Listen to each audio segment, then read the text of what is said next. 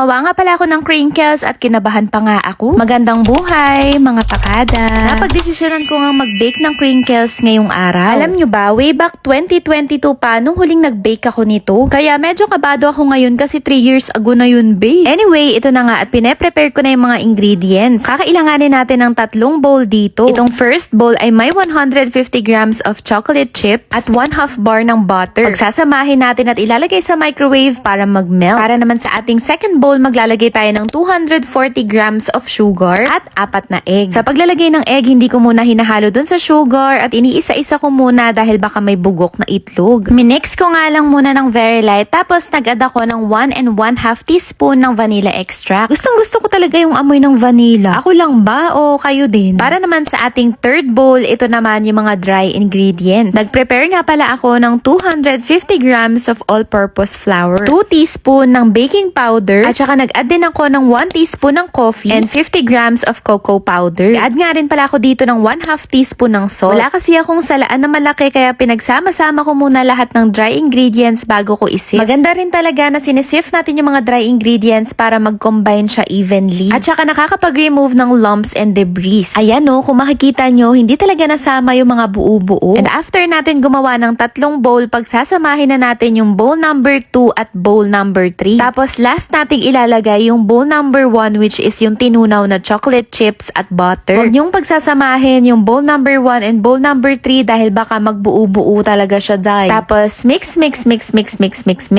Ito na. At nakaka-exercise talaga ng braso dahil sa paghahalo nito. Charis. Kapag feeling mo nahalo na lahat ng ingredients at nakuha mo na yung ganitong consistency ay okay na yan. Lalagyan nga muna ito ng cling wrap dahil ire-refrigerator nga ito ng 3 to 4 hours or pwede rin namang overnight. Lagyan natin ng takip para sure tayo na hindi matutuluan ng mga tubig na nakalagay sa ref. After 3 hours na nasa ref, pin-repair ko nga muna itong tray na paglalagyan ng mga crinkles. Naglagay nga muna ako ng oil bago ko ipatong yung baking paper at saka yung scooper ay nilagyan ko na nga rin. Tapos kinuha ko na nga rin yung mga powdered sugar. Tapos sa part na to, kailangan i-make sure natin na makukover lahat ng powdered sugar, yung chocolate mixture. And then sa paglalagay naman nito sa tray, kailangan hiwa-hiwalay sila at hindi yung dikit-dikit. Kasi 'di ba ang crinkles nagfa-flatten kaya baka magdikit-dikit sila kapag naluto na. Naka-preheat na nga pala tong oven at isasalang nga natin itong crinkles ng 15 minutes under 350 degrees Fahrenheit. And pagkatapos ng 15 minutes mga mare, eto na yung crinkles. Siguro dapat mas kinapalan ko pa yung chocolate mixture. Pero overall, ay be, ang sarap talaga. Yung nagbabawas ka ng timbang pero nagbe-bake ka. Paano yung ganun be? Happy ako kasi after 3 years ito at nagbabalik baking na nga ang Mami Ella. Subukan nyo na nga rin ito sa bahay mga sis. O siya,